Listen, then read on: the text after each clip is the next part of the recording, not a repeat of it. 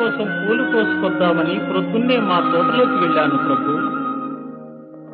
ఉదయశ్రీ అరుణారుణ కాంతుల్లో ఉద్యానం కళకళలాడుతూ ఉంది.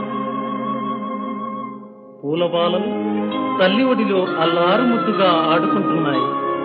అప్పుడు నేనొక పూల మొక్క కడ నిల్చి చివాలున కొమ్మ వంచి గోరానెడునంతలోన విరులన్నీయు జాలిగా నోళ్ళు విప్పి మా ప్రాణము దీతువాయనసు బావురుమన్నవి కృంగిపోతి నా మానసమందిదో తళుకుమన్నది పుష్ప విలాప కావ్యమై.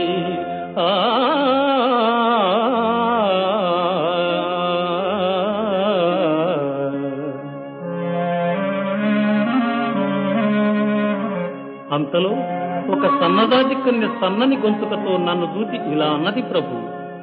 ఆయువు గల్గు 4 గడియల్ కని పెంచిన తీగ తల్లి జాతీయత దిసి తీర్చుము తదీయ కరములలోన స్వేచ్ఛమై నూయలూగుతున్ మురియుతుందుము ఆయువు తీరినంతనే హాయిగా కన్నుమూసెదము ఆయమ చల్లని గాలి వేళ్లపై.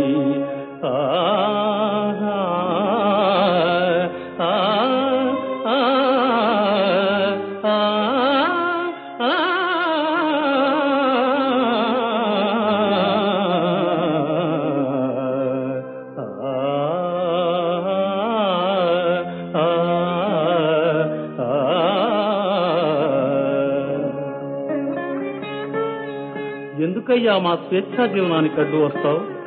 మేము నీకేం అపకారం చేశాం? గాలిని గౌరవింతు సుగంధము పోసి సమాశ్రయించు భృంగాలకు విందు చేసెదము కమ్మని తేనెలు మేము బొంట్ల నేత్రాలకు హాయిగోర్తుము స్వతంత్రుల మమ్ముల స్వార్థ బుద్ధితో తాళుము త్రుంపబోకుము తల్లికి బిడ్డకు వేరు చేతువే. ఏ